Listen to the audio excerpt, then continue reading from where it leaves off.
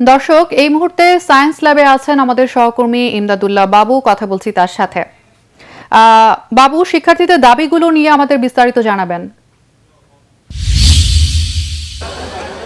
তনুজা, প্রায় 4 ঘন্টা হয়ে গেল এই সায়েন্স ল্যাব এলাকায় বেশ কয়েকটি কলেজের শিক্ষার্থীরা রাস্তা আটকে এখনো বসে রয়েছে এবং তাদের একটি দাবি, সেটি হচ্ছে যে 15ই জানুয়ারি অর্থাৎ আগামীকালকের মধ্যে তাদের যে সমন্বিত একটি বিশ্ববিদ্যালয় করার ঘোষণা দেওয়া হয়েছে ঢাকা সেন্ট্রাল ইউনিভার্সিটি, সেই ইউনিভার্সিটির যে গেজেট রয়েছে সেটি প্রকাশ করার দাবি নিয়ে তারা এখনও এখানে আন্দোলন করছে।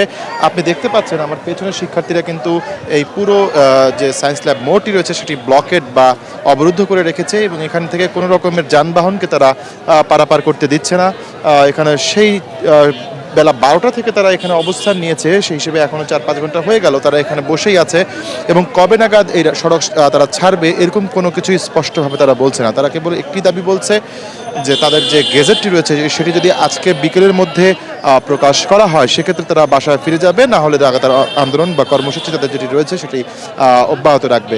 তারা এটিও বলছে যে আগামীকালকে যে সভাটি হবে প্রধান উপদেষ্টার নেতৃত্বে বা সভাপতিত্বে উপদেষ্টা পরিষদের, সেই সভাতেই কিন্তু সিদ্ধান্ত আসতে হবে যে সেই গেজেটটি তারা কালকেই প্রকাশিত হবে।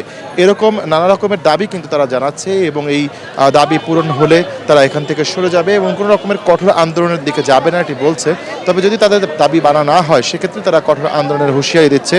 শিক্ষার্থীরা আরও একটি কথা বলছে যে যেহেতু সামনে নির্বাচন প্রভাবিত হয় এরকম কোনো কর্মসূচির প্রতি তাদের কোনো আগ্রহ নেই, কিন্তু তারা যেটি চাইছে যে সেই নির্বাচনের আগেই যাতে এই ধরনের যে সমস্যাগুলো তারা এখন যেগুলো পড়েছে, বিশেষ করে তাদের যে গেজেট নেই, তাদের বিশ্ববিদ্যালয় হওয়ার আইন হয়ে যাচ্ছে কিন্তু গেজেট এখন প্রকাশিত হচ্ছে না, বিলম্ব হচ্ছে। এই বিলম্বটি পার করে গেজেটটি যাতে প্রকাশ করে দেওয়া হয় সেজন্যই কিন্তু তারা বারবার সরকারের দৃষ্টি আকর্ষণ করছে। তারা বলছে যে একটি একীভূত বিশ্ববিদ্যালয়ই পারে তাদের সমস্যাগুলো সমাধান করতে এবং সেটি যত দ্রুত সম্ভব সেটি যদি করা যায়, সে যদি সরকার গেজেট আকারে প্রকাশ করে দেয় সেটিই একমাত্র এই সমস্যার সমাধান।